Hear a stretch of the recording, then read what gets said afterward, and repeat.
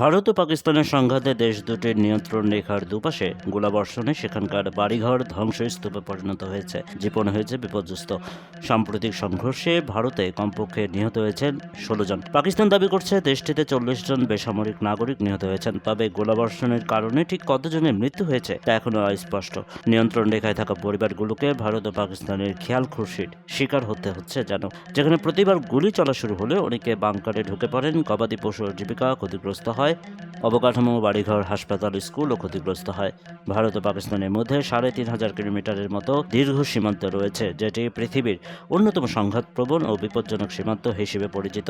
এর মধ্যে ৭৪০ কিলোমিটার দীর্ঘ লাইন অফ কন্ট্রোল বা নিয়ন্ত্রণ রেখা, যা বিশেষভাবে সংবেদনশীল। এই নিয়ন্ত্রণ রেখা কাশ্মীর উপত্যকাকে বিভক্ত করে রেখেছে। এই সীমান্তে বসবাস করছেন হাজারো মানুষ, যারা প্রতিনিয়ত যুদ্ধ আর শান্তির মাঝখানে টিকে থাকার লড়াই করছেন।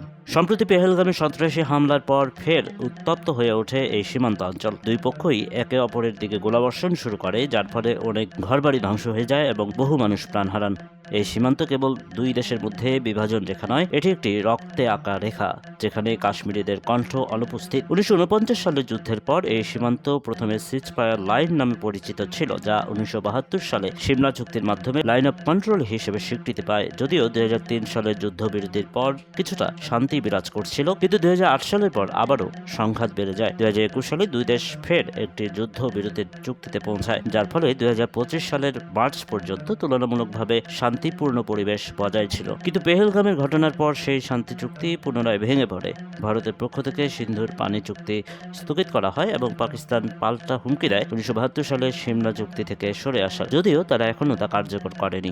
নিয়ন্ত্রণ রেখা বরাবর সংঘর্ষের পেছনে উচ্চ পর্যায়ের রাজনৈতিক সিদ্ধান্তের চেয়ে অনেক বেশি ভূমিকা রাখে স্থানীয় সামরিক কর্তৃপক্ষ। দিল্লির জওহরলাল নেহরু বিশ্ববিদ্যালয়ের অধ্যাপক হ্যাপিমন জ্যাকব বলেন, এই সংঘর্ষের অনেকগুলোই মাঠ পর্যায়ে সেনা কর্মকর্তাদের সিদ্ধান্তে শুরু হয়, যা কেন্দ্রীয় অনুমোদনের অভাবেও হতে পারে। তিনি আরও বলেন, এই সংঘর্ষের সময় ১০৫ মিলিমিটার মর্টার, ১৩০ ও ১৫৫ মিলিমিটার কামান এবং অ্যান্টি ট্যাঙ্ক গাইডেড মিসাইলের মতো ভারী অস্ত্র ব্যবহৃত হয়। অথচ এই বিপজ্জনক প্রবণতা নীতি নির্ধারক ও গবেষকদের দৃষ্টির বাইরে থেকে যায়। ২০১৬ সালের সেপ্টেম্বর থেকে ডিসেম্বরের মধ্যে সীমান্তে লড়াইয়ের কারণে পাকিস্তান শাসিত অঞ্চলের প্রায় ২৭,০০০ মানুষ বাস্তুচ্যুত হন। বর্তমানে ফের সেই আতঙ্ক ফিরে এসেছে।